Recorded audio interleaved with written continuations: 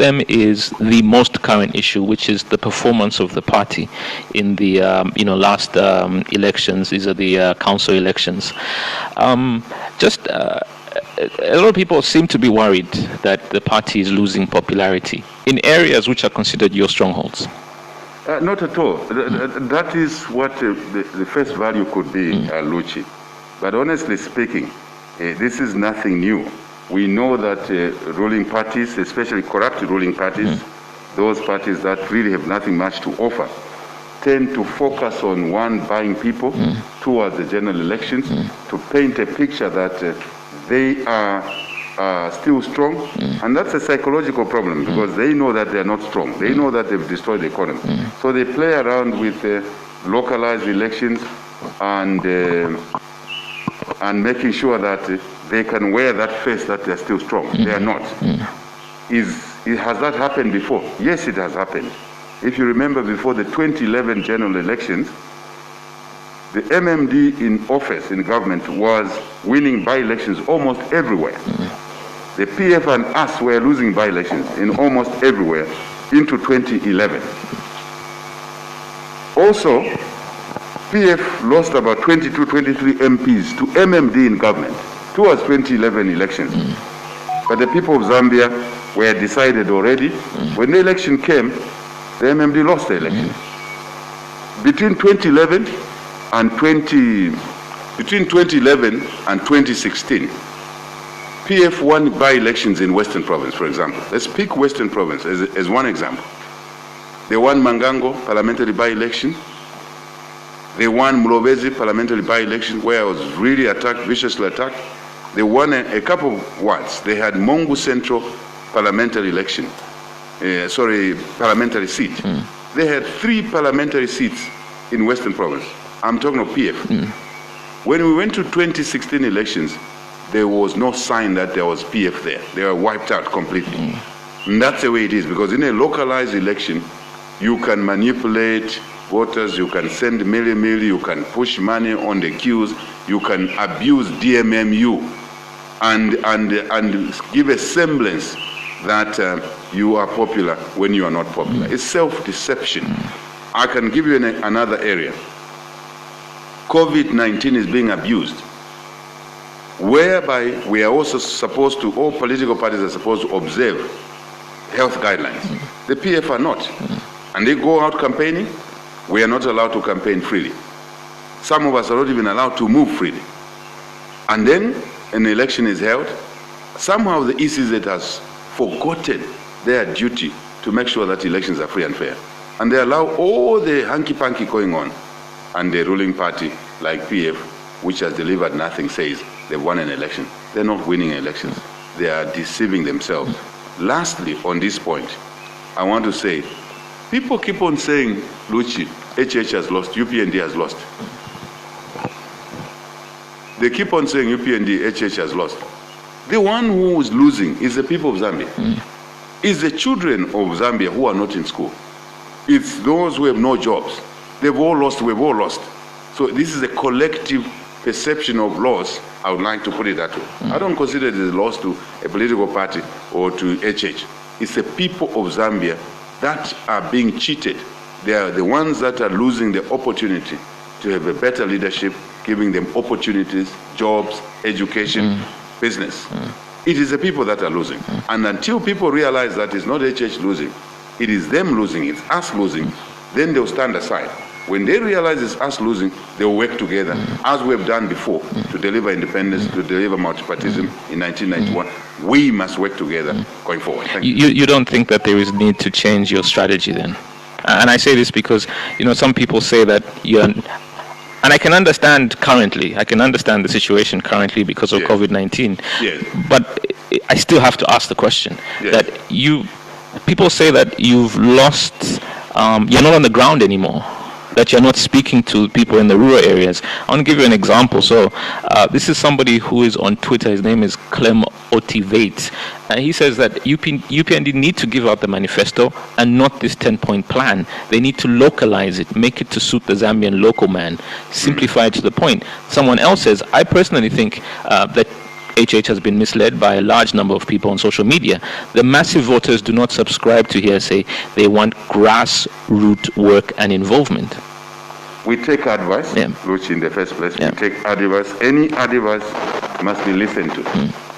Positive, depending on where you sit, in favor, we must listen to it. The advice that may not be in favor of what is obtaining or happening, we too must take. That too must be taken. That's very, very important. That's the difference we also bring to the table. But the issue here is that we are aware that the conditions have changed. We are aware that in 2016 there was no such social media penetration. It was not there. Everybody must take advantage of technology. That's a fact. It is also true that we must reach out to the people. And that's why we need all our people, all those who support change, must get involved in their localities. HH can't be everywhere all the time. Sometimes we forget. Sometimes we forget. Let's give you an example of Western Province. I have been to by-elections since 2016, save the time I was in prison, the longer time I was in prison, 127 days. I went to the Sesheke by-election. I'm sure you remember. We won in a very, very brutal election. I went to the Mangango chairman, sorry, not Mangango, Kaoma chairman elections. We won. And that's where our dear young Lawrence Banda was killed in cold blood. And nobody has been arrested. I was there. We won. I was in a ward called Shikombe ward in Kaoma. I'm talking of after 2017, after my arrest. We won. I was in Nangula by-election in Luena constituency. We won. So people forget that I was in, in Katete by-elections. I was in Rundazi by-elections. I was in Katuba by-elections. I was in the Bahati by-election in Luapula, where I was not allowed to campaign. I was present there for 4 days. I only had one meeting. The rest of the meeting, I was told I was not allowed to campaign. Which law? No law. People forget all these issues. That's why we must multiply the HHs. Everybody concerned about the situation must be part of the HH change process, UPND Zambia change process. In Chilubi, Luchi, I went to Chilubi. I was meant to be there for 1 week. I was only allowed one meeting, illegally so. I was hounded out like a common criminal. People may have forgotten already. Chilubi parliamentary by-election. And without campaigning, we got almost 6,000 votes. Now, in a general election, it will be a different situation. So I think it's important for people to contextualize. People must not miss HH being in detention, HH being tear gassed, HH being beaten and gunned down, like being attempted to be gunned down, like Sesheke. So are we saying that we want to see more of the Sesheke bloodshed? We want to see more of Lawrence Banda shot at? Because of the conditions that have changed, because of the brutality that is there, I ask all the citizens of Zambia who are suffering, and the majority are suffering, to get engaged, to be the HHs in Chilubi, to be the HHs in Kaoma, to be the HHs in Rufunsa, everywhere. Is that the plan? Is that the strategy? I'm not sharing that in public. No. So I know that there are, as I look in the horizon, I know that there are a few by-elections, because of, sadly, a couple of members of parliament passing away recently. Yes. So I do know that there are a couple of by-elections that are being planned. Will that be part of the strategy going forward? Good question, Luchi. There's a combination of tactical and strategic maneuvers we are engaging in. We are evolving because of the brutal, oppressive state, one, which is unacceptable, and Zambians must say no to it. But also because of the coronavirus. We have to evolve new strategies, new tactics. I will not disclose them in public, but we already implement them. Let me give you one example, which is maybe not a secret. You are aware that media freedoms have been curtailed, are being curtailed by and large. You are aware of that. You are aware that radio stations are being attacked. You're fully aware of that. Chinsali radio program, my radio program was disturbed by thugs who are known in Chinsali, but no one is in police detention or detained.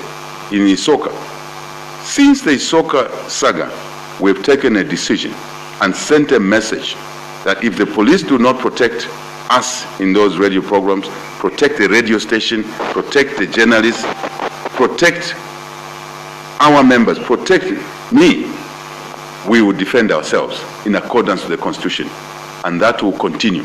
So I make that as a public position amongst many other tactical and strategic maneuvers we're engaged in, that if you attack us at a radio station, you attack the journalists, we will defend ourselves.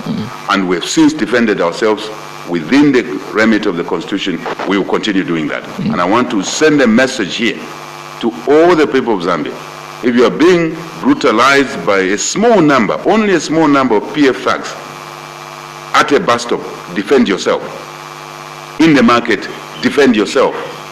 In a radio station, defend yourself. On a bus, defend yourself, because that's what the Constitution says. To avoid that chaotic situation, we've asked the police to protect all citizens, to do what we will do when we're in office, to restore the rule of law, to restore order, just order in society. We are sworn in at 10 o'clock in the morning, 10 hours in the morning. By afternoon, there will be law and order. There will be no thuggery.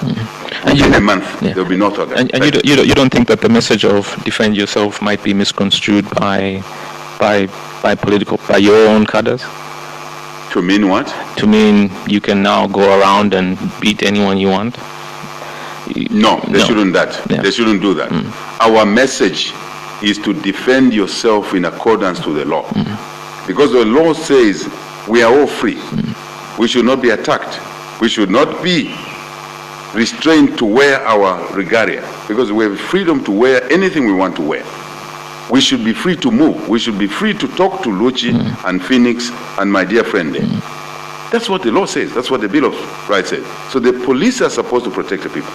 If the police are not protecting the people because they fear to be removed from office, fired from office by the PF, a small clique of the PF, brutal people, then the law, the same law says citizens must defend themselves. That is the context in which we're explaining. And it should not be misunderstood. We cannot and we will not encourage our members to attack ordinary citizens. It is to defend themselves. But we're not just asking our members. We are asking the Zambian population, because we've had this too far for too long. They must defend themselves.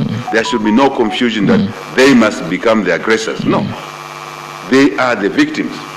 When the aggressors, a very small number, who are paid corruption money, attack them, they must defend themselves in accordance with the law.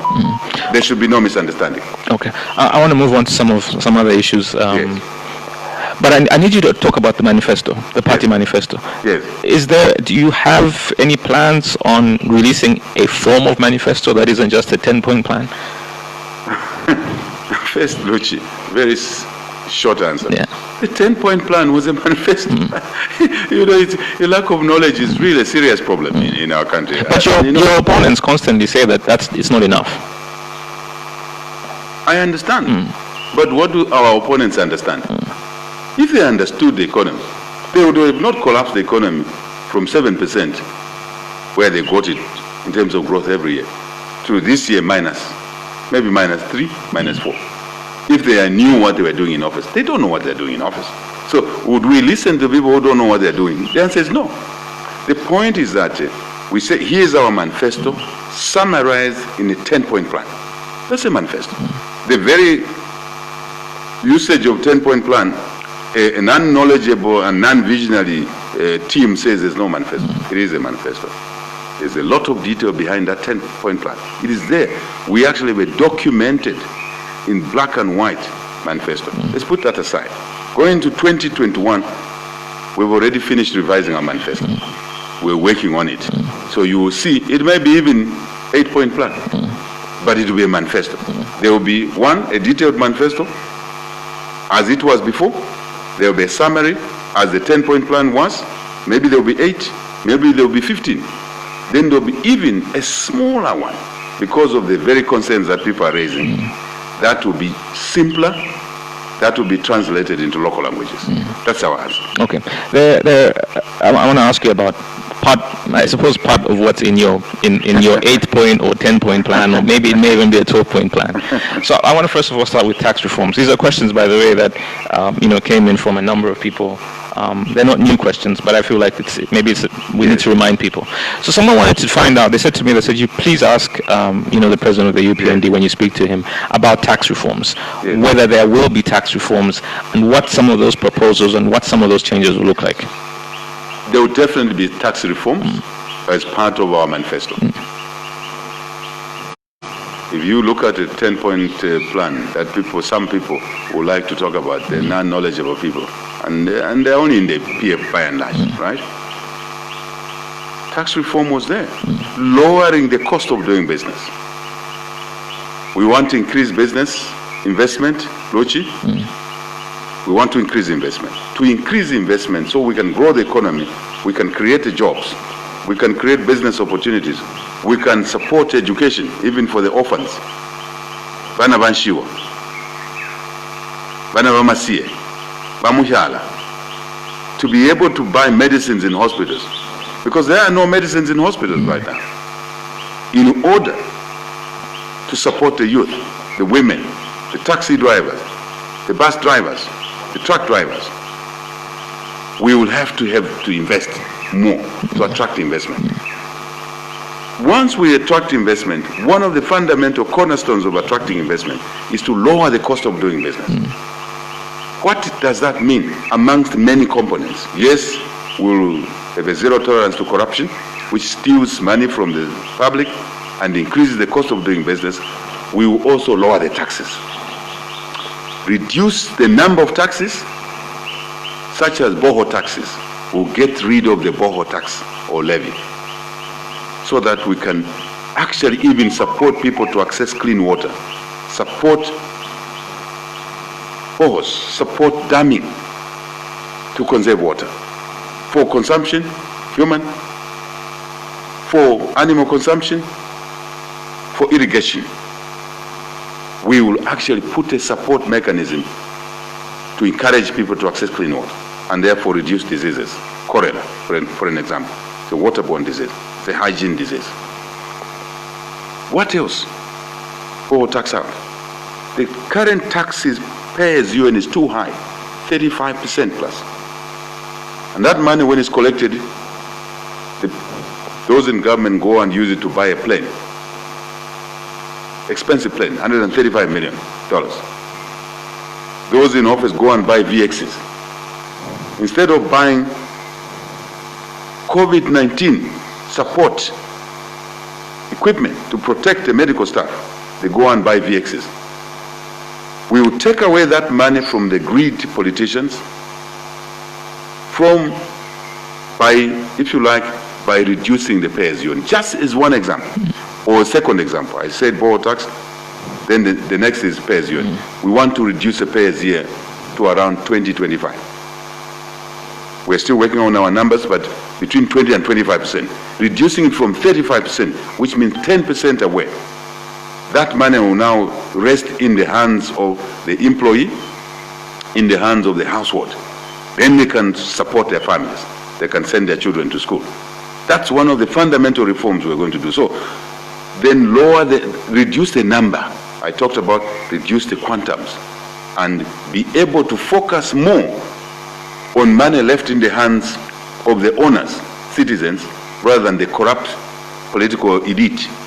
And you will see more investment. It will even attract foreign investment. When foreign investment comes, Luchi, we will not allow them to invest on their own. They will have to joint venture with Zambians. By what means? Just 3 examples. 1, we are going to give land to Zambians. Anyone who wants to invest in land as a foreigner, you have to partner with a Zambian. It happens in Dubai, it happens in other countries. Number 2, we will give licenses for extractive industries. What are these? Mining, timber, mukula. No foreigners will be given those licenses. They'll be given to Zambian citizens. Any foreigner who wants to work in those areas must joint venture with Zambians. Number 3, we'll change the law. All contracts for procurement of goods and services will favor Zambians and Zambian companies. Anyone who wants to do a business in that sector has to joint venture with Zambians. Just 3 amongst many laws we're going to change, many arrangements, and support this change in laws with operational procedures, tendering procedures, monitoring, and you will see a huge difference more investments will come. Zambian investors who should anchor any growth in the economy are local people. Then you will see more jobs, you will see more businesses. There will be money in the homes of the people. And are you confident that by creating these laws that you won't sideline or you won't scare away investors? And I only say this because of what we have currently, where it does look like those who are in government, in a way, fear investors. And that's why investors are able to take advantage of Zambians and in the way that they do. The simple answer, Luchi, is no. It will actually attract investment. You're talking to a person who is a business person. You're talking to a person who is a farmer. Mulimi Munzano, fellow Zambians, fellow farmers. You're talking to somebody whose background is business, is village, is community. All of this is meant to help the Zambian community by combining investments, needs of investor, whether you're a Zambian investor or regional foreigner, you have needs. You want to see your money grow. But we will emphasize the joint benefits with Zambians. I talk to a lot of investors, Luchi. They understand what I'm saying. They're actually surprised that the PF is not doing what I'm saying. They understand what I'm saying. They know that's how it is. I went to school in England myself, part of my school, and worked there, part of my work culture, my work experience. The English are favored, not me then as a foreigner. These countries God gave us and put us in these locations, and the duty of the UPND government will be to take care of Zambians first. But we know how to do it. We combine it with investment, local and foreign, and that will attract more investors, contrary to the perception. In fact, the investors are surprised that these things are not happening. So they are wondering, where's the leadership? The answer is that there's no leadership. Thank you. Okay. What about food? So my question around food is a bit broad. Yes. So it touches on issues to do with how we can ensure that people have 3 meals in a day, but it also stretches to inequality.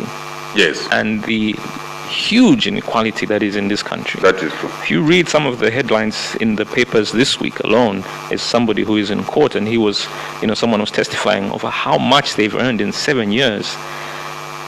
You compare that to what a regular person on the street is earning, it is unimaginable for him to reach those levels. I want to ask you about those huge levels of inequality and how we can reduce that gap between the rich and the poor and ensure that the cost of living for a Zambian is affordable. Right. Very good question, Luchi. First, food is life. As water is life, food is life. Try 1 day, 2 days, no food, no water, you're gone. I was reading a story somewhere, Luchi, that you do need a doctor every now and then to attend to you when you have a headache.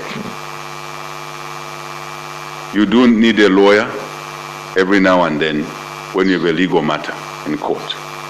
Not every day. But you need food, you need a farmer every day. Minimum, average, 3 times a day. Breakfast, lunch, dinner, supper. You need a farmer to give you food, to make food available. Many people have never thought about that in that way. Farmers, food is critical. It's medicine to the body before you take a Panadol. Even a doctor will say to you before they give you a medicine prescription, they say, have you eaten? If you have not eaten, they say, first take food. That's how critical under the UPND agriculture will be taken. Ulimi. We will make sure that as UPND to make food available. Not just available, to make food affordable. We have clear policies in agriculture. Ulimi. The fundamental policy to achieve availability of food, affordable food for the people, which also helps to close the gap between the rich and the poor, is to reduce the cost of production, agricultural production. We'll reduce the price of fertilizer, Currently, the PF are buying fertilizer at $1,000 per ton, plus, in kwacha terms, 18,000 kwacha per ton. We will bring the cost of this fertilizer down when we bring it in from 18,000 kwacha per ton to 7,000 kwacha per ton. Big difference. And that saving will pass it on to agriculture, provide fertilizer at a lower cost.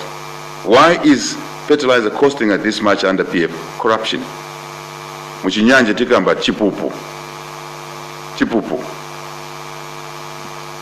We'll take it out as a UPND policy to reduce the cost of production in agriculture, to make food affordable and cheaper, and available. We'll take out corruption, improve buying methods. So corruption is the only reason why? No. Oh. I've just continued. Okay. Take out corruption, improve the buying methods. That's the second. That's the second point. Improve the buying methods, which means we'll buy not spot, which is ungu, timakamba sport, which means when you need a fertilizer, tamanga utugule, nomba ushite fertilizer. We'll be planning ourselves, buy fertilizer and inputs ahead of time, which is ungu. In business we say buy forward. Instead of buy spot means now, manje, you pay more. Ngati ugula manje, you pay more. When you buy in accordance to your proper plans, ahead of time, you are able to negotiate the prices. That's what we'll do. Number two. So all of that is meant to lower the cost of farming.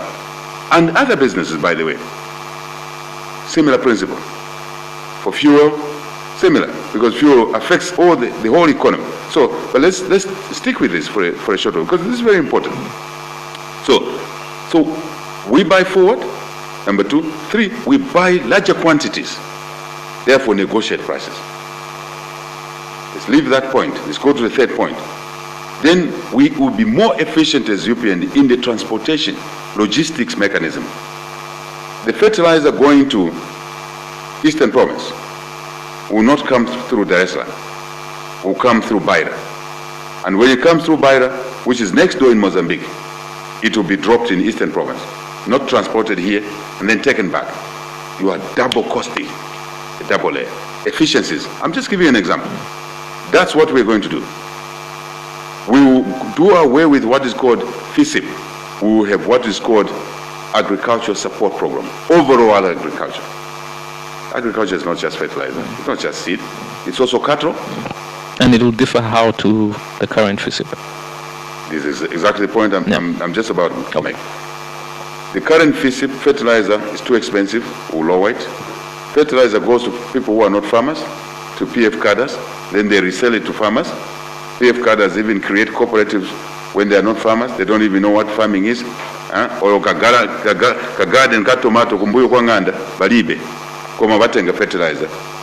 As they are doing in the COVID donations now. Masks are being sold by PF cadres. Masks which we donate and other people donate. It happens in agriculture. We'll clean up all of that. One major difference. Inputs will go to the farmers at a lower cost. What else? It will be a total package agriculture, because you can't plant 20 acres with your hands. You need cattle because tractors are expensive. We'll give a good price to farmers. We'll pay farmers on time. We'll pay agro dealers on time. We'll pay transporters on time. Then farming will change. We'll also bring irrigation, livestock disease control, and we'll agro-process. That's all part of what we call under UPND Agricultural Support Program. Agro-processing, instead of selling maize to Congo, we'll be selling milling, so that we keep the jobs, create more jobs, milling jobs here. We will transport the milling, give our transporters business, instead of their trucks sitting on rocks. Very important. We will sell stock feed to Botswana instead of selling maize. We will be able to deal with value addition as part of the agricultural support program. FISIP does not deal with that. Okay. Thank you. I need to take a little break for news. We'll come back just after 10:05, I believe, and we'll continue our conversation. In case you just switch on your radio, we are at the residence of the president of the UPND. This is Let the People Talk. We'll be back very shortly.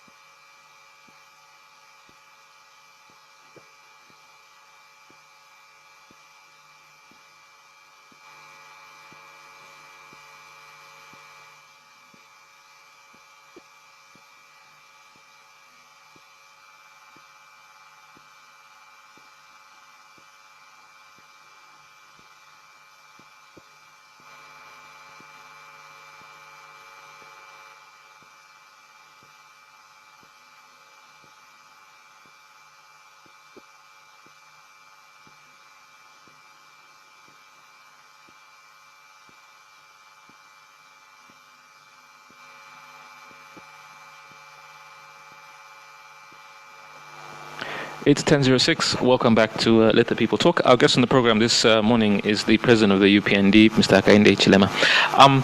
Before the break, we touched on many different issues, but let's talk about job creation.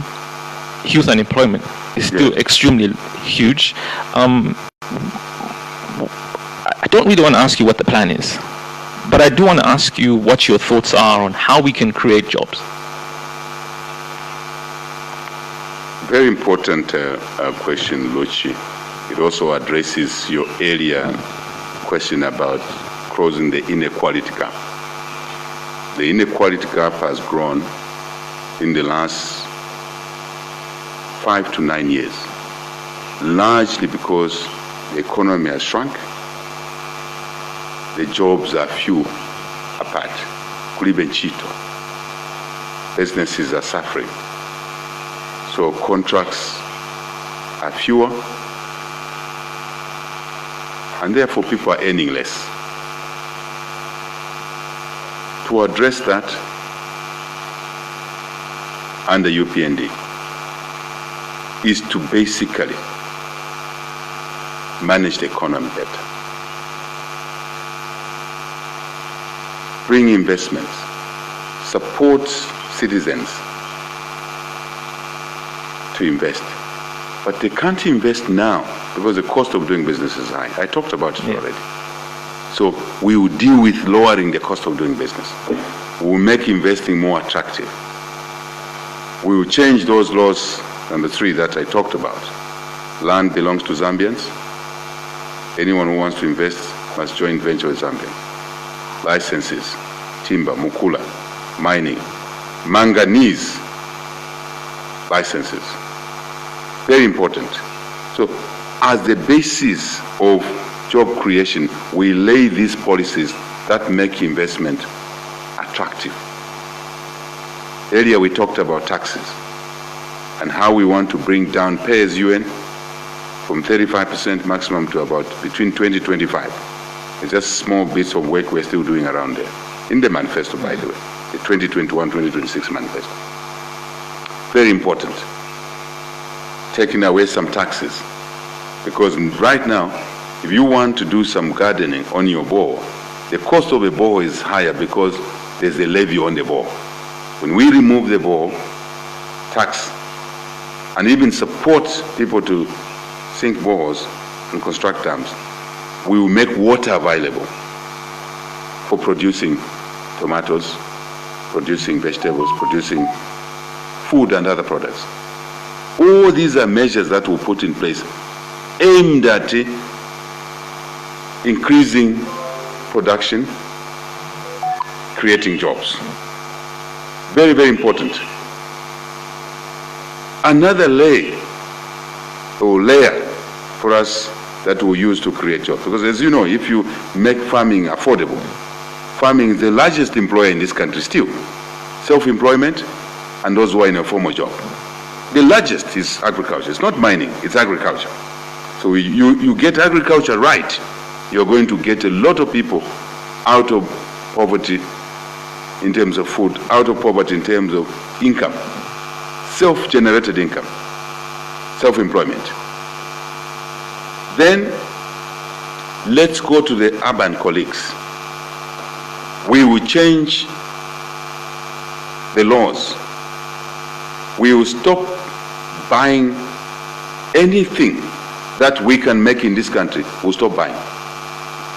For example, the youth and the women and other ordinary citizens, we will give them as UPND contracts to buy, not to buy, to make desks, contracts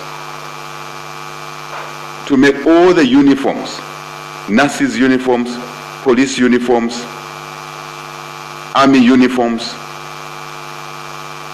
all windows, door frames for our schools, our clinics,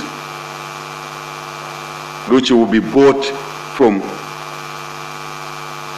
our youth companies who will have given capital, equipment and working capital so that they can be able to make these things.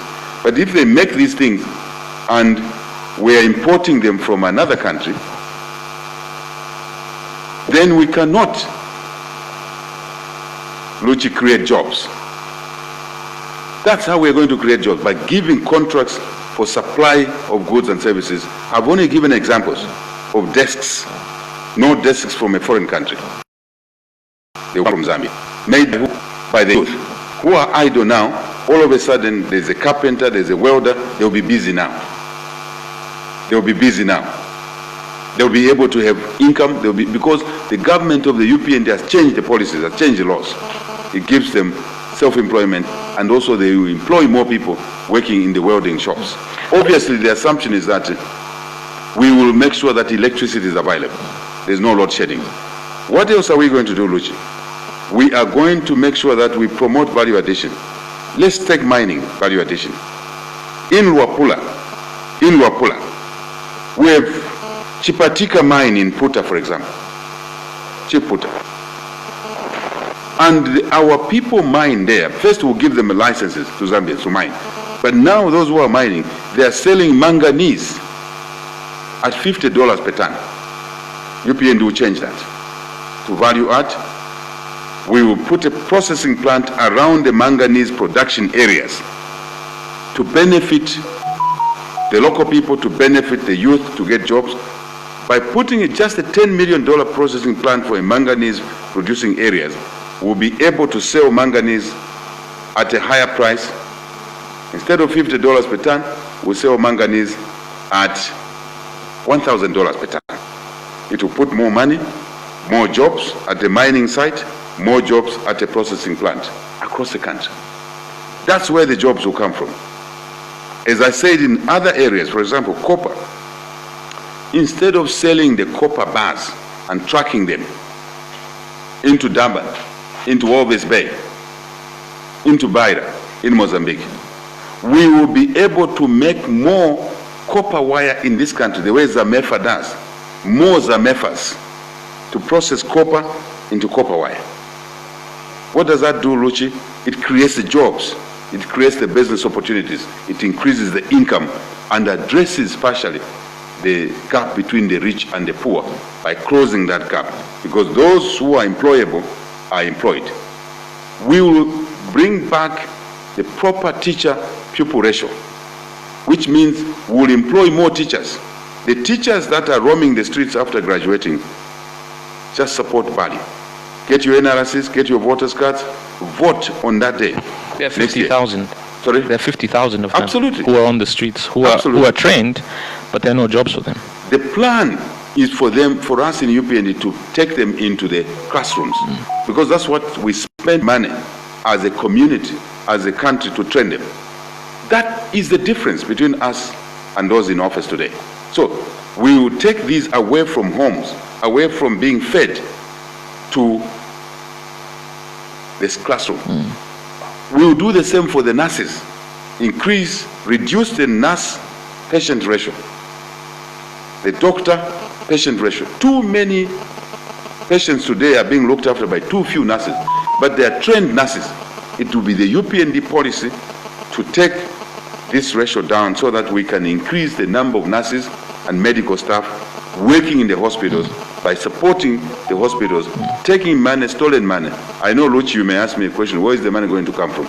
The money will come from the savings we make. Instead of having that plane, presidential plane, we don't need it. One or two people stretching their legs. $135 million is too much money. Maintenance cost alone. Did you know that the maintenance cost alone of that plane, $200 million, contract signed. So $200 million plus $135 million, $335 million. There is the money. The money from fire tenders, $33 million we would have saved. The money from roads, the roads are constructed at a higher cost. We will reduce the cost of roads, make it the correct cost, so that Ndola Lusaka Road would have cost us only $300 million, we would have saved $900 million, because the contract has been given at $1.2 billion. That money then will put into employing nurses, employing teachers, improving the health standards, improving the education standards. So in other words, building more hospitals, building more schools, is that? First and foremost, very good point. First and foremost, we utilize the existing hospitals, the existing schools, so that the teachers, the nurses that are not in the hospital, they're taken to hospital. Then what else do? We pay them well. In tandem, alongside tiri kukonza a problem, we are also, because our minds work differently, but better, versatile, up, sideways, and we will be also looking at making sure the schools are closer to the population, which answers your point of building more. But there's no point to build more if you can't utilize even what is there. So we'll utilize what is there, but in the process, puts jobs amongst the youth.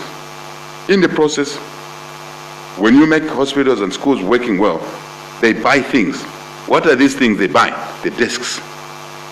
The desks will be made by youth, women, Zambian companies, not from a foreign company. I talked about it already. Yeah. So this is the way we are going to create jobs and reduce the income gap and also grow the economy along the way. Yeah. All these things are connected. There's something I haven't heard you speak of. Yes. And so this week alone, I think it was yesterday or the day before yesterday, social media is awash with a lot of young people who were getting their results from one of the universities, Unilas.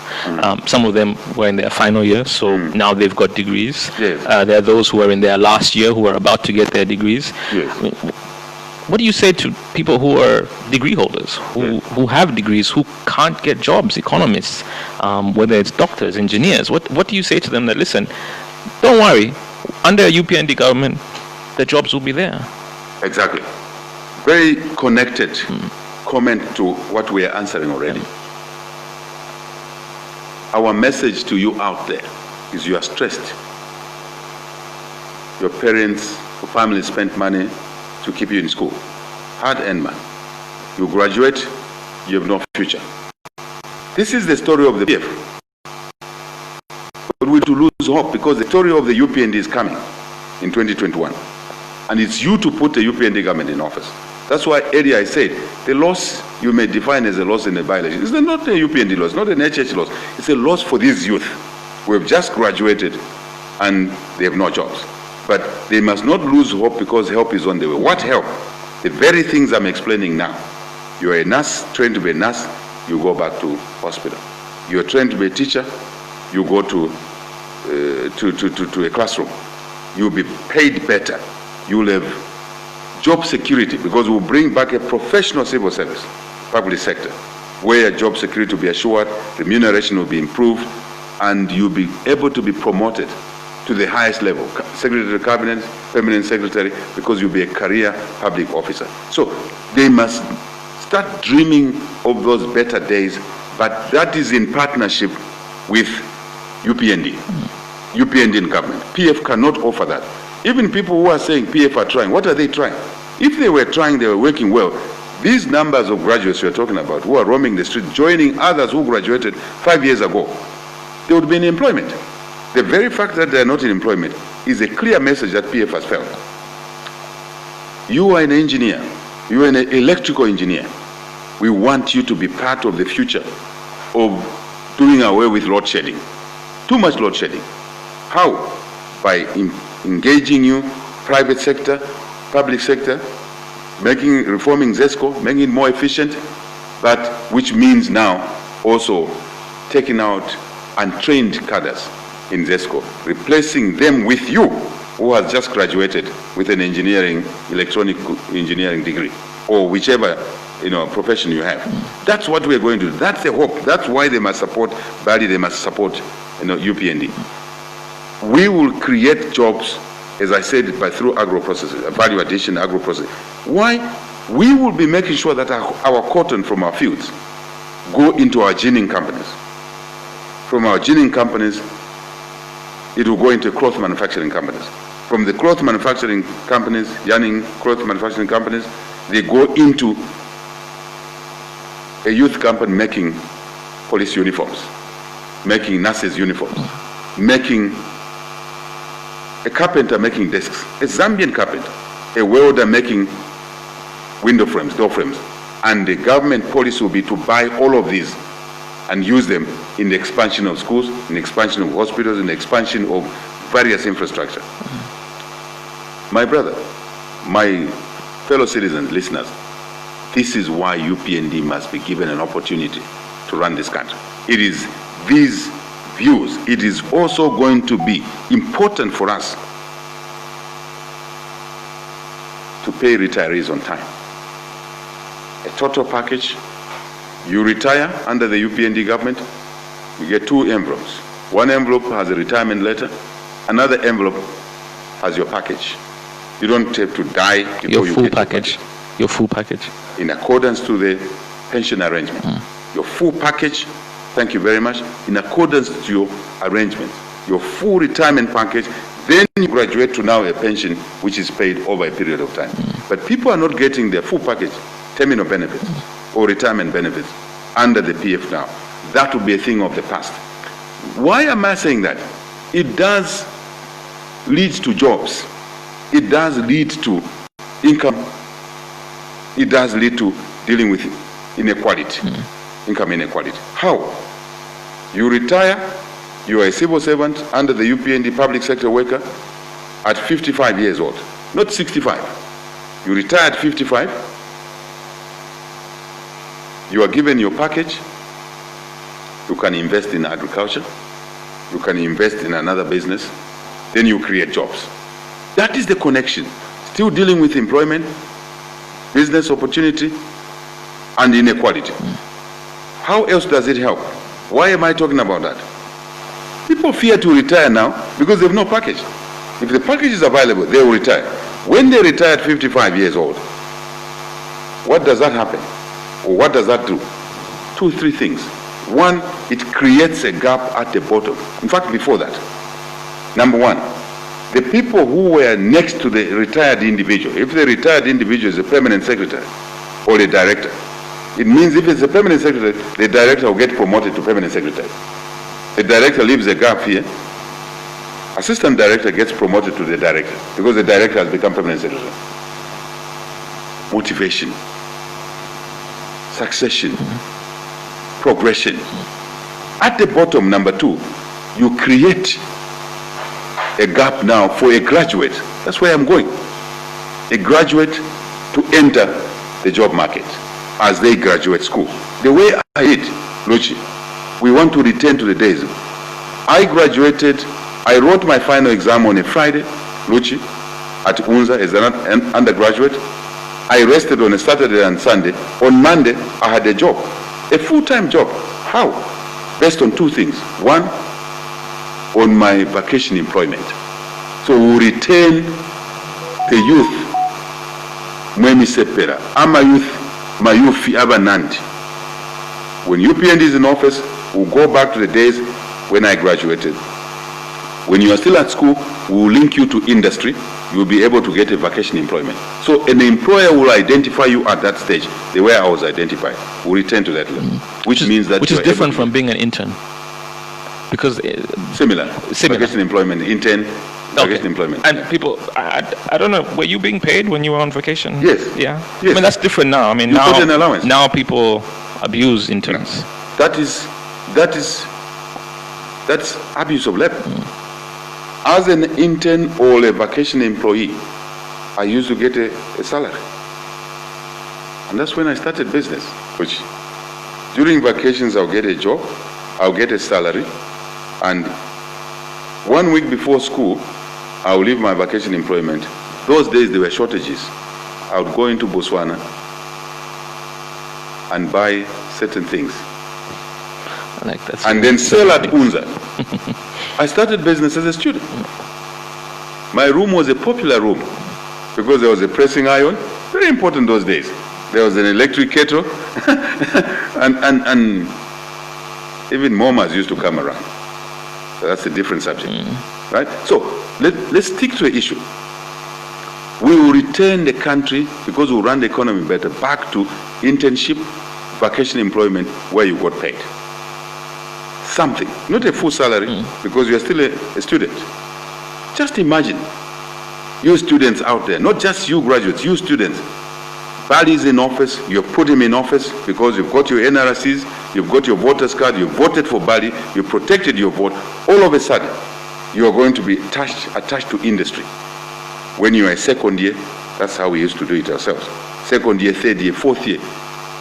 As I graduated, I was offered a job on a Monday based on vacation employment, number 1, that's the point I wanted to make. Number 2, based on my results, previous academic performance. The employers knew that HH will graduate, no question about it. I was given a job. By the time some of my colleagues in the same class got their results, I was promoted already 1 grade and I became their supervisor. The rest is history. I want to return the young people. Don't lose hope, because I want to return the country to those days. And you too will have an opportunity the way I had. Okay. A boy from the village had that opportunity. So all of these are job creation opportunities, textiles into cotton, into nurses' uniform, business along the way, jobs along the way, opportunities along the way. That is what we are seeking change for. It's the same in mining, it's the same in agriculture, it's the same in services. Tourism. Only last week, I was talking to colleagues that are Luchi willing to bring in $1.6 billion in tourism. It's a long story, but the short of it is that this is money that will not come from the taxpayer. But when they bring in that money, they will joint venture with local communities in the tourist areas, in the game areas. Local communities. The people in those areas, the headmen, the chiefs, and other investors in those areas will joint venture with experienced investors and then create tourism jobs. Will create, if you like, lodges, more lodges that will be viable. Today, if you go in those lodges, there's nothing because there's no vision. That's the vision we bring. But tourism will become another key employer. And Luch, I know what I'm talking about. Okay. I understand what I'm talking about. All right. I need to take another break, a very short break. We'll return just after 10:32 this morning.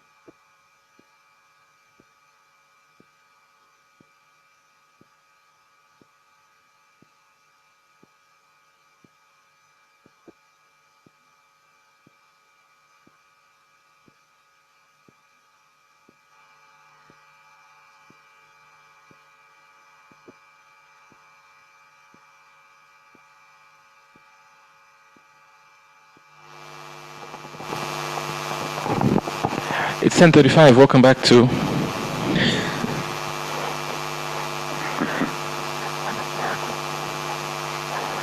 All right, it's 10:35. Welcome back to Let the People Talk. Our guest on the program this morning, the president of the UPND, Mr. Hakainde Hichilema. So our text line is available for you to use. We only have one line that you can use to get in touch with us this morning, and that's 0978-895-895.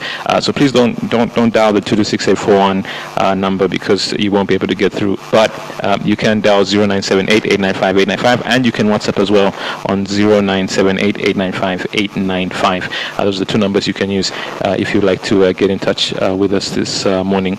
0978-895-895, and via the WhatsApp line 0978-895-895. Let me pick up this call. This is hello.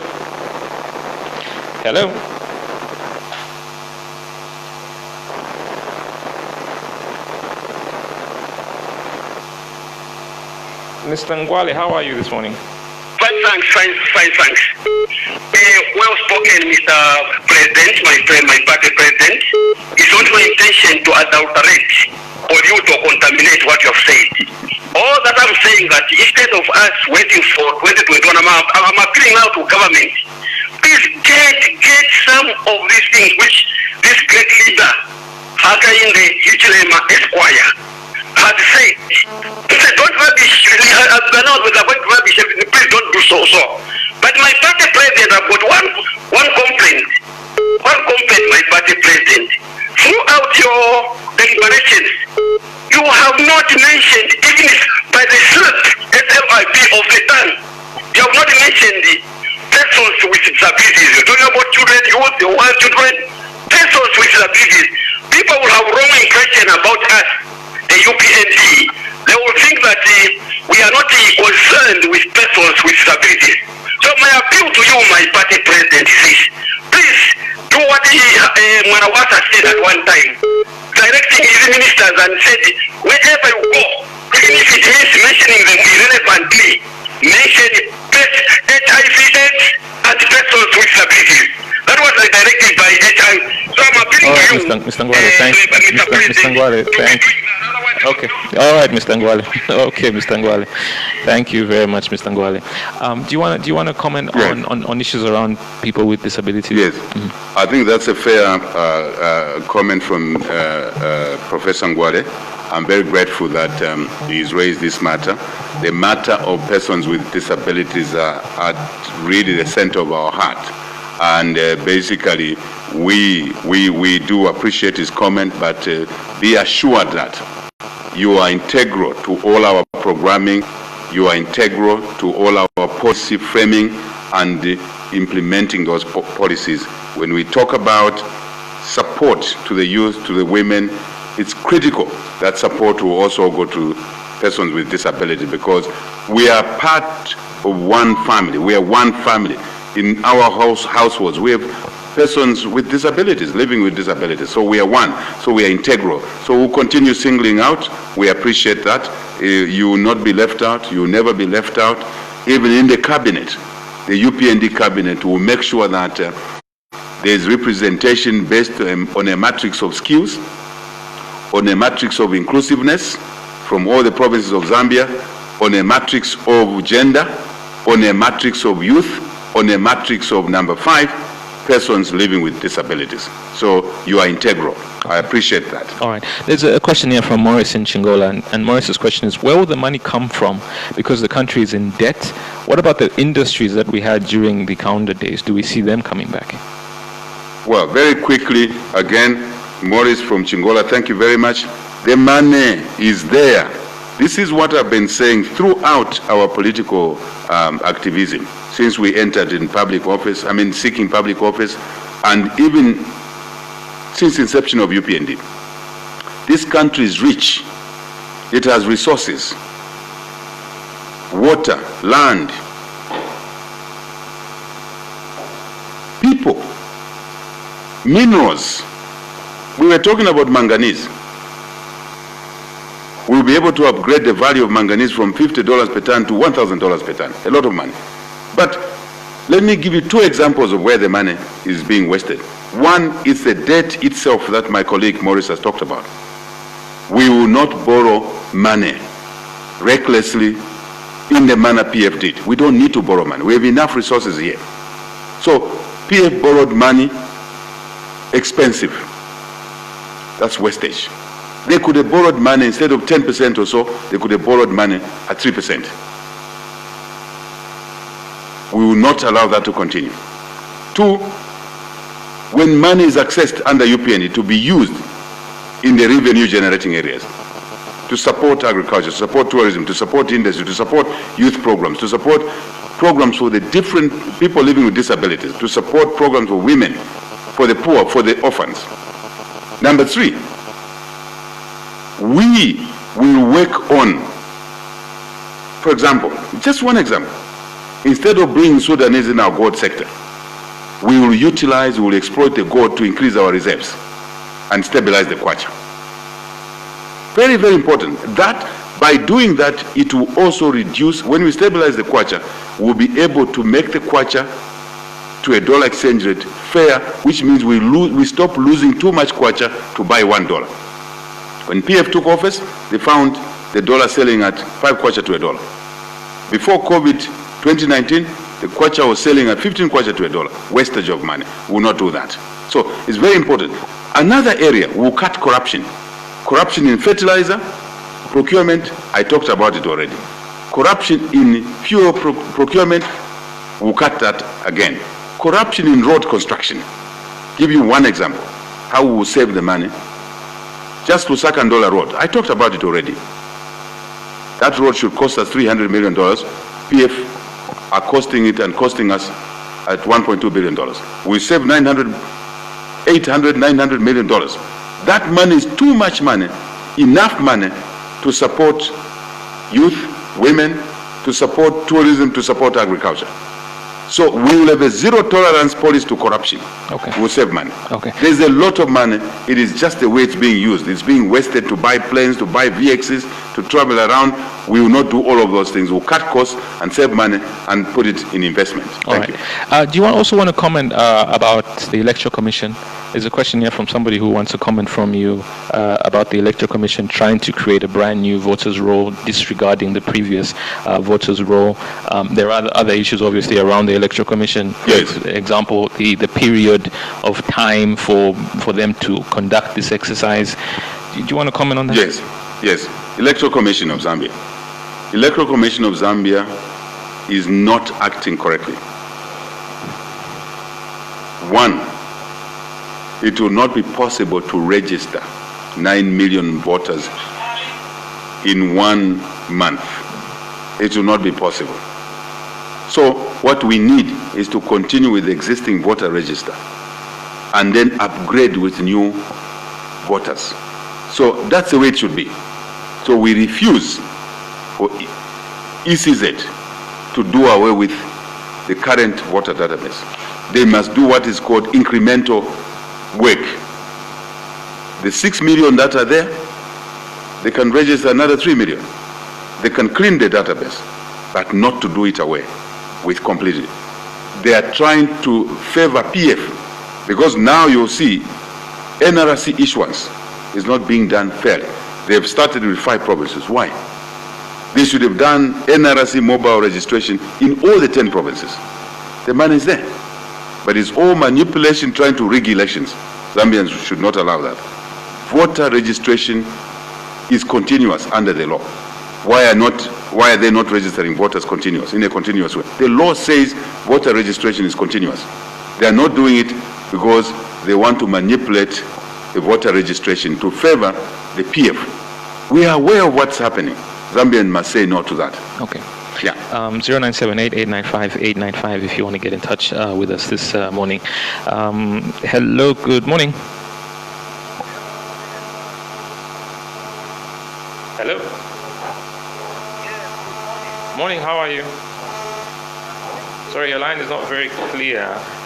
What you do is try and call back 0978-895-895 if you'd like to get in touch with us this morning. Hello, good morning. Okay, that's another line that also not clear. All right, here we go. Hello, good morning. Hello. Morning. Hello. Morning. Hello. Morning. What's your name, boss?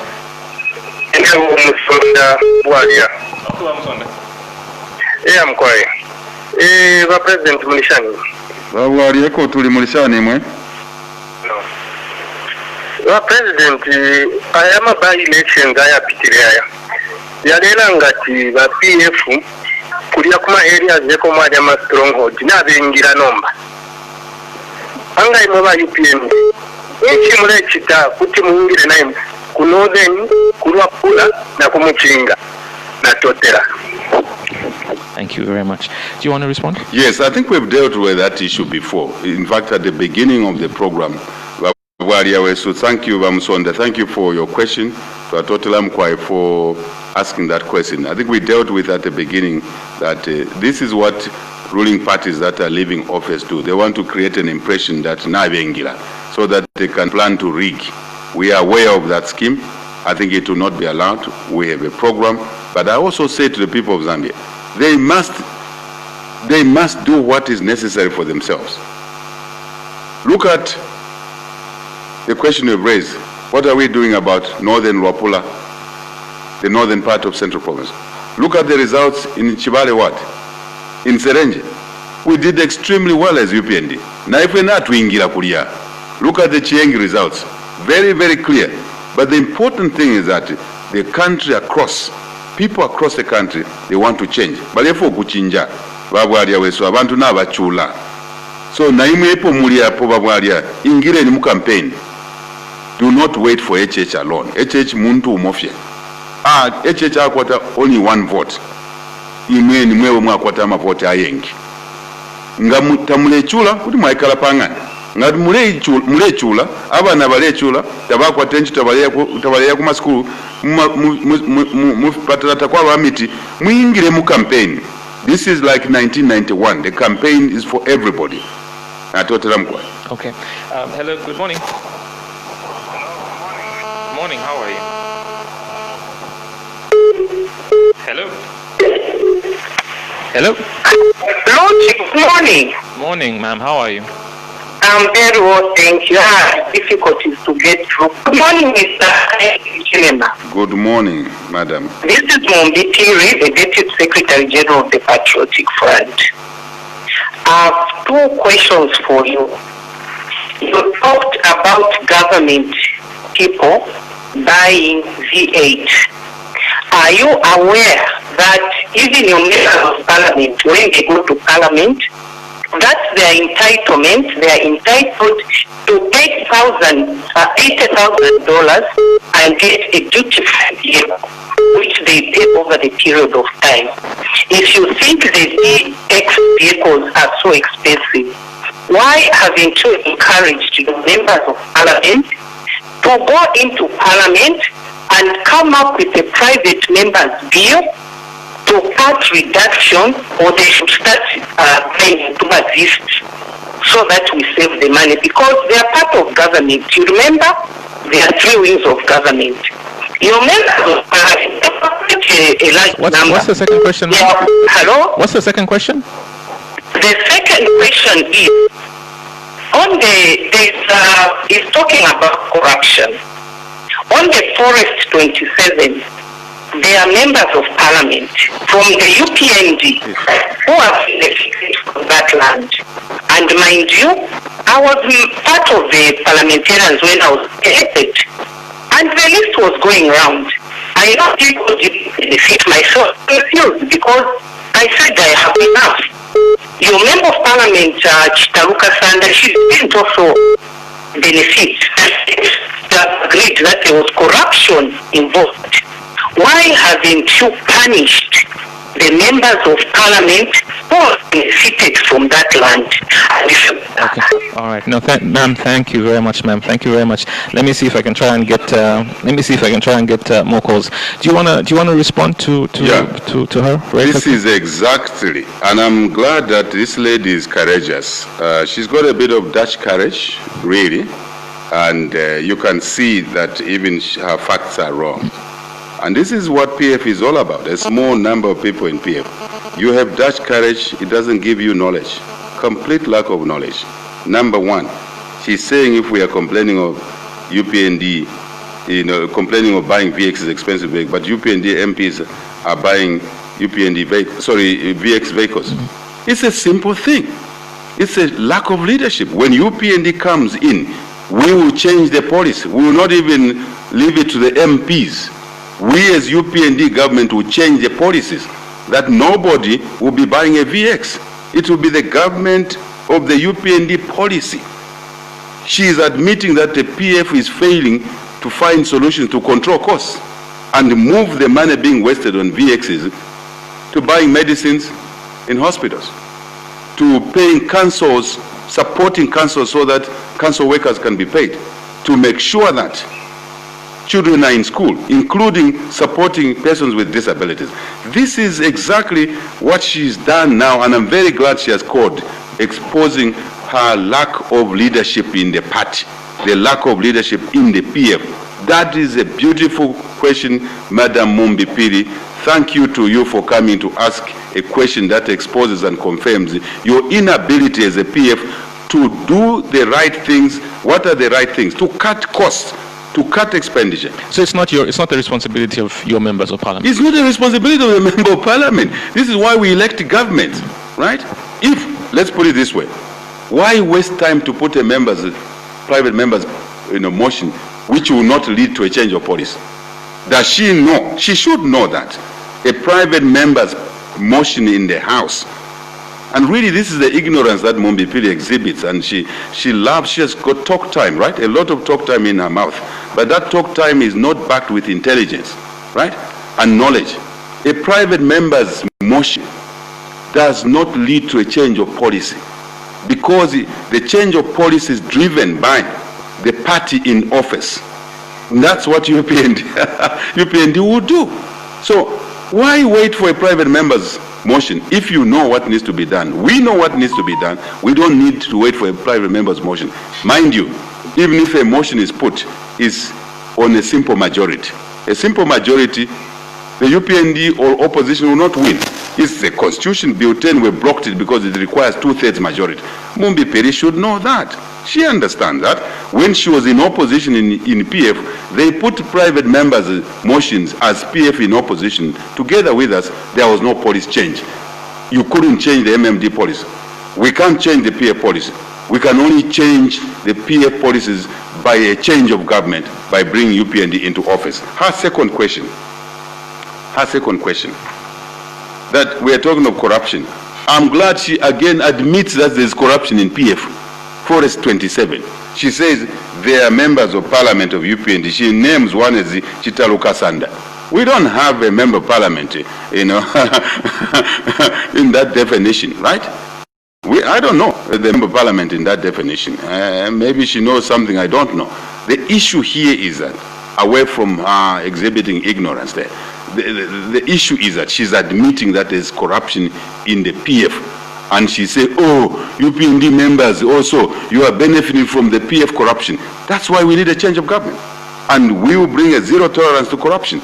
And we will not allow Forest 27 to be abused in the manner PF has abused it. Who degazetted Forest 27? For the vouchers to devour it. It was the PF. UPND will not do that. Simple. I'm glad Mumbi Piri, you called Mumbi Piri. I like your Dutch courage, but will help you to understand things better. PF is corrupt. Full stop. There must be a change of government. You're taking too much money, people's money. Fire tenders.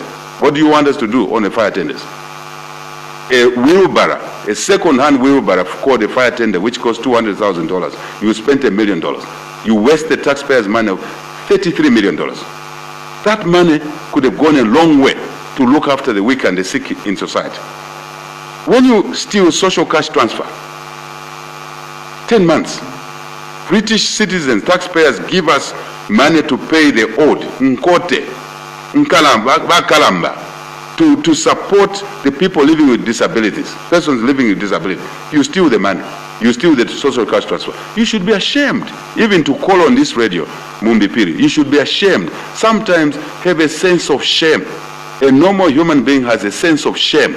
You don't have a sense of shame. You must develop a sense of shame. All right, people are suffering. You should be embarrassed. Okay. Thank you.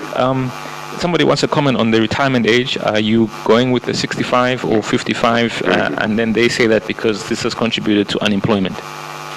Thank you very much. That's a very good question. Actually, we had touched it on Lucy already. Yeah. Retirement age under the UPND will not be 65 years. It will be 55 years old. And I've given reasons that at 55 years old, at least somebody is still strong enough to start a new life. Number one. At 55 years old, you get your benefits, lump sum, under the UPND government. You can start a new business. At 55 years old, when you leave, you are permanent secretary. It means that the director in that ministry can be promoted to become permanent secretary. Because at 65 years, it means those who are at the top levels have clogged up those who are 50.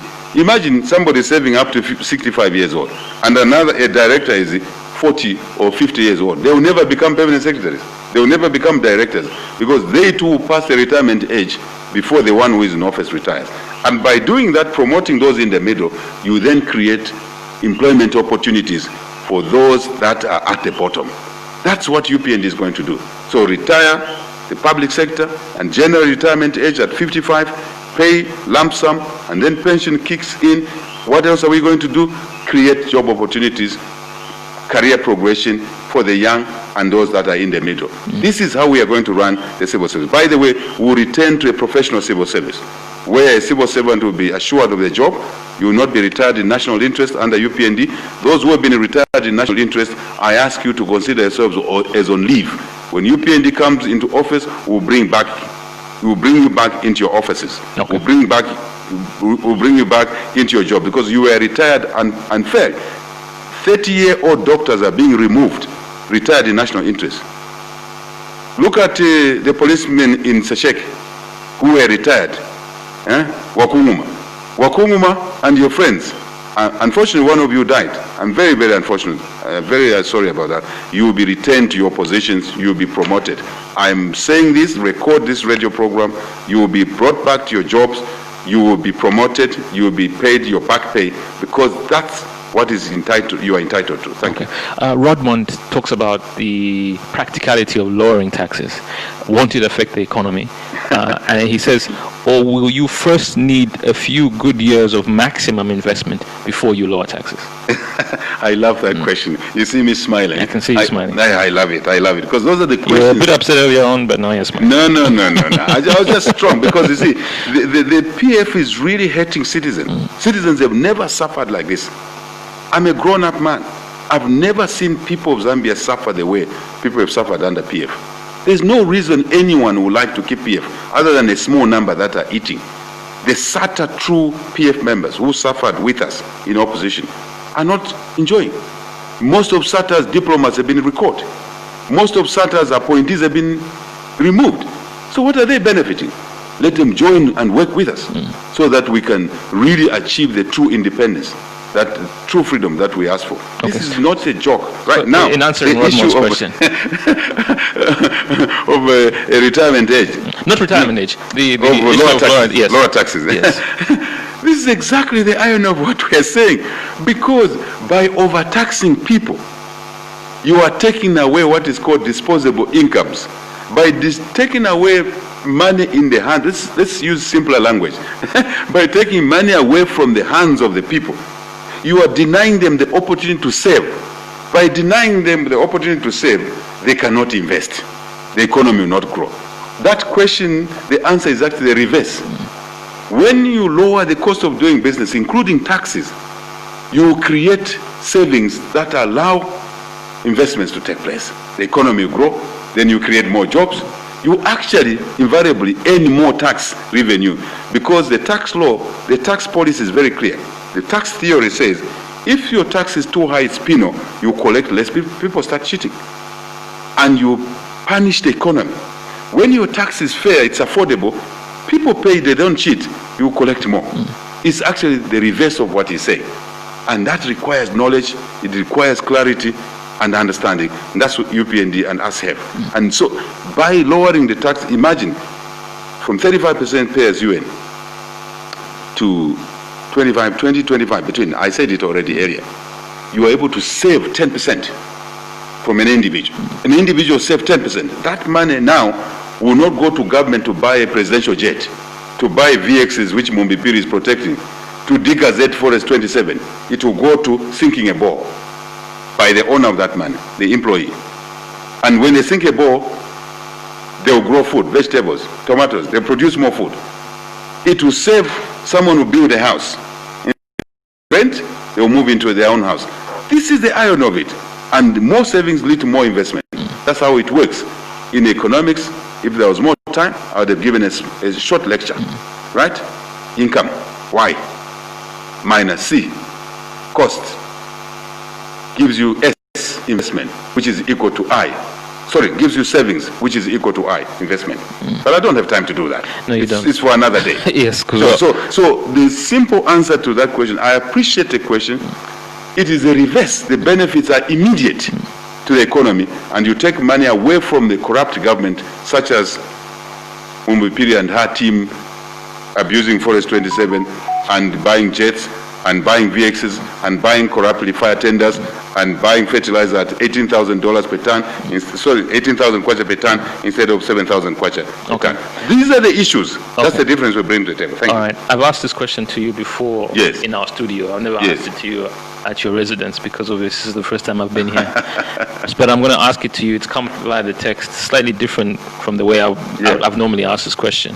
When you were hired by government to evaluate and recommend prices to sell mining assets, did you think of what the impact the selling of those assets will have on the future job market? Thank you very much.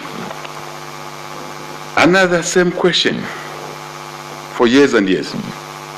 First, let's put it this way. I've never been in government. I'm very pleased that I've never depended on taxpayers' money to live. I have no apologies to make. There are people who have lived off taxpayers' money from a young age up to the time they're 80 years old. What about other citizens? I know that question is talking about somehow mines. Yeah. I've never sold a mine, Lord. I don't know how many times I'm going to say it. I've never sold a mine. And I've challenged people that if you think HH has sold one mine, not two, just one mine, please report me to the police, the nearest police station, after this radio program, even during the radio program. But don't go during the radio program. Listen to our answers to the question, because you need to hear a different way of running the country. Go to the police station near you, report HH that HH sold this mine, arrest him. There will be no one to come and arrest me because I never sold a mine. I've said it several times. I will say it with pleasure again. The question, you can see where it's coming from. Again, ignorance. How could a 29-year-old young man, a 30-year-old young man who's not in Ministry of Finance, who's not in government, how could we have the power to sell assets and the MMD government then, including then the Minister of Finance who just exited, Mr. Chikwanda, including Edith Nawaku, who's still alive. How did they allow this 29-year-old boy to take powers that he hasn't got and start selling their assets? Vari kwisa, limbi vale shipula, vanagona, vagaligona, because it's not there. See, this is what ignorance does again. It really supersedes common sense. I have never had the power to sell a government asset. Recently, a young man called Makebi Zulu, who is MP in Mfuwe, said, I sold Lower Zambezi National Park. He said, HH sold Lower Zambezi National Park. It's laughable. You can see, everything is HH. So if you think HH is the one responsible for everything, why don't you allow HH to run the country? Why do you steal his votes? Allow a free and fair election so that now HH can run the country, since you are accusing him of things that he doesn't know. So allow him to run the country. Allow him and his team to run the country, and there will be no Forest 27 abused. Mumbi Piri, trust me, Madam Piri, trust me. There will be no VXs in that parliament. Trust me. Trust me, for once. Trust me. There will be no corruption. Trust me. There will be investigation on the Financial Intelligence Center report. Trust me, I will not buy a jet for $135 million, because that money is better in agriculture, in supporting persons living with disabilities, children, weak people, and in health sector. Trust me, Mumbi Piri, we will not arrest you. Trust me. Okay. We will restore the rule of law. Mumbi Piri, trust me. Tell your friends who are scared of nothing. They will not be arrested. We will look after every Zambian. We will be able to take care of people because they are citizens, not because they were born in a particular area. We will not detain the journalists.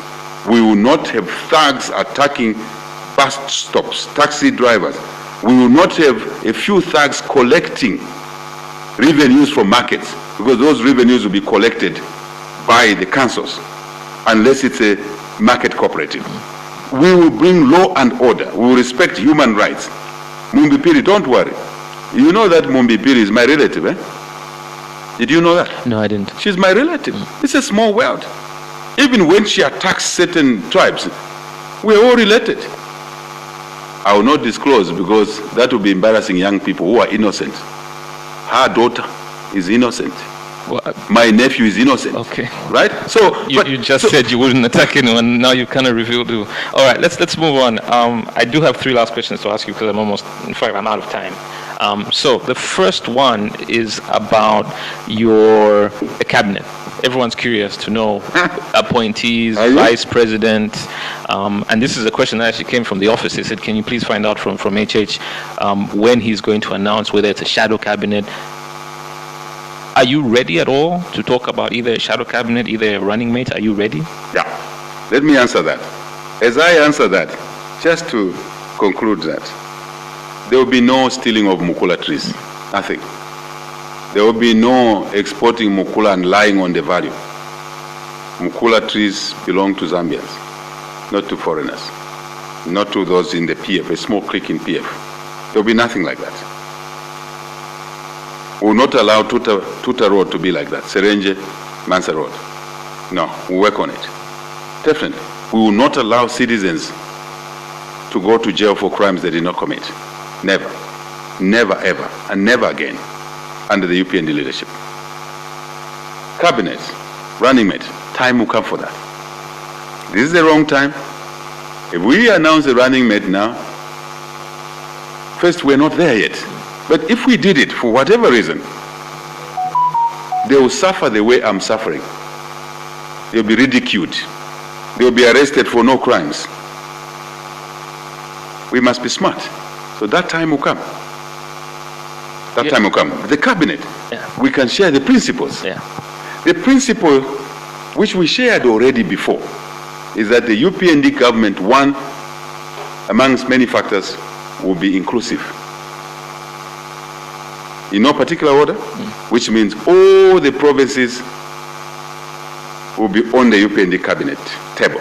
There will be someone from every province of Zambia, unlike what is happening now, where the PF cabinet is based on exclusions. We will be bringing a cabinet based on inclusions. Number 2, it will be based on quality. It will not be based on your ethnic group. It will not be based on whether you are related to HH or not, or you're a friend of HH. It will be based on the quality you bring to the table. Energy minister must be able to add value in the energy sector. Agriculture minister must be able to add value in the agriculture sector. The story goes on. Tourism minister. So quality, experience goes within that quality. Number 3, what else? Seriousness. A UPND cabinet minister will be a serious minister, will not be playing jokes that we see today. Committed to serving the people of Zambia. Number 4, a UPND cabinet minister will not be corrupt. There will be no minister in the UPND government who will be in court and reports to the office at the same time. There will be no UPND minister who will do what Chilufya Chitali did. Take cadres to take over court premises without masking, without social distancing. What Chilufya did that day, he was a merchant of the coronavirus infection. And that's what happened at the Kafue Road, gathering thousands of people, hundreds of people within a COVID environment. There will be nothing like that. No minister will be allowed, no president of UPND will be allowed, no vice president will be allowed to engage in corruption. We will lead by example. You declare your assets, you disclose your contracts before becoming a cabinet minister. Before, not after. And then you do it annually, including the president, annually. The public should know. And if people are asking, who is the owner of 48 houses under the UPND cabinet? If you are the owner of those 48 houses, you should be able to disclose and say, I'm the owner. I bought them from this business. If you are not the owner, you are not you got them dubiously, the Anti-Corruption Commission will be free. Financial Intelligence Center will be free and protected by UPND. Auditor General will be free. Drug enforcement will be free, not to be threatened and calling them a report of the Financial Intelligence Center. Someone was calling it imfwiti, witchcraft. How can corruption end? That's the issue. It will not happen under the UPND government, under the UPND cabinet. That will go for other jobs down in the civil service. It will be based on profession, experience, capability, not the name of where you come from, where you were born, because that's God's decision. Okay. Thank you. So the principles only is what we are sharing. Okay. Not the names now. Not the names. Because the names, we don't know who is going to be a member of parliament. Okay. Last time there was a confusion that, only nominated members of parliament. No. A nominated member of parliament, an elected member of parliament will be the same. The pool of ministers will come from there. Yeah. Until we change the constitution, led by the church mother bodies that time, because those will be different issues. Okay. Under the current law, everybody will be treated equally, and the best will be made cabinet ministers. Right, let me see if I can rephrase the question then. Yes. Do you have someone in mind as a running mate? Do you have someone in mind? There are many good people in the UPND, in Zambia, that are competent enough, even better than. But do you have someone in mind? Yes. Okay. There are many people. Okay. That's the answer. Okay. There are many people who are capable. In mind? No. You have someone in mind. Boy, there are many people. This country is rich with competent people who can be presidents. Not just a church, many.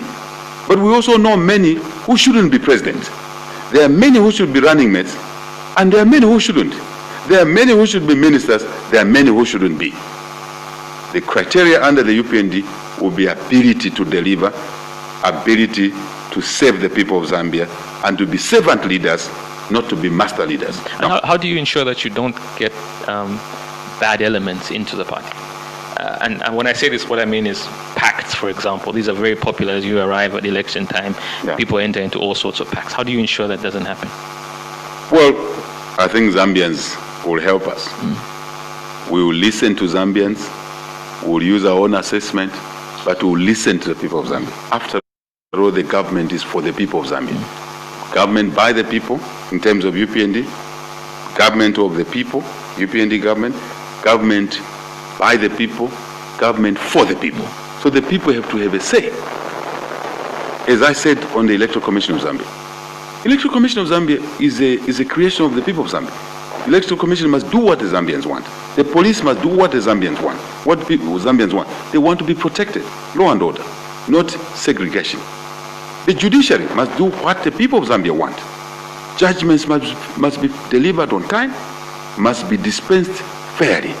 They must never be biased because of political involvement. So even in the judiciary, in legislature, in the police, men and women in uniform, they'll be looked after, they'll be respected, they'll be given job security, and they will be able to be professional officials. Okay. Intelligence, police, army, ZAF, civil servants, all of them will be treated fairly, and they will not be removed from office. As I said, there will be job security. All of that is a package which that will allow us to choose the best. Okay. Let me give you 3 letters. Remember these 3 letters. The principle of the UPND cabinet and government will be based on 3 letters. 1 letter is M. Second letter is P. Third letter is H. So MPH. What is the meaning of MPH? 1, merit. M is merit. We will bring people into government, into jobs on merit. Promotion on merit. Staying in office on merit. 2, we'll be pragmatic. P, pragmatism. We will do things that work for the people of Zambia. We will implement agricultural policies that will produce more food at a lower cost and stabilize the price of milling. Pragmatic. We will not be interested in socialism, capitalism. I've heard some parties talk a lot about capitalism, socialism, and ism, humanism. We don't do business with isms. We do business that work, things that work for the people, that will create jobs for the children, that will give persons living with disabilities opportunities, that will give taxi drivers a license, truck drivers for 5 years instead of for a short period. Renewing corruption, no. Number 3, the word I gave you, number 3, H, is honesty. Honesty. MPH, merit, meritocracy, pragmatism, number 2. Number 3, essentially, we will be working on honesty. Okay. If you are corrupt, you don't qualify to be in the UPND government. If you cheat people, if you are greedy, you go to Forest 27, you don't qualify to be in the UPND government. So you can't say like what Mumbi Piri said, because UPND MPs, 1 or 2 have a land there, then we also have more land. It means you have no clarity in your mind. You don't know what is right, you don't know what is wrong. In the UPND, it will be very clear you are dishonest, you don't qualify to be in that business. In the UPND government or rank of rank. Thank you. Thank you very much for allowing us time in your residence to come in and have a conversation with you. That is Thank you, Luchi. Thank you very much. I really appreciate your being here. People of Zambia, get your NRCs, especially Mayufi. Get your NRCs. Go. Pretend to be PF when they are organizing NRCs. Go in there. Do a don't kubeba. Get a voter's card. Turn out to vote. Protect your vote. Number 4, get your NRC.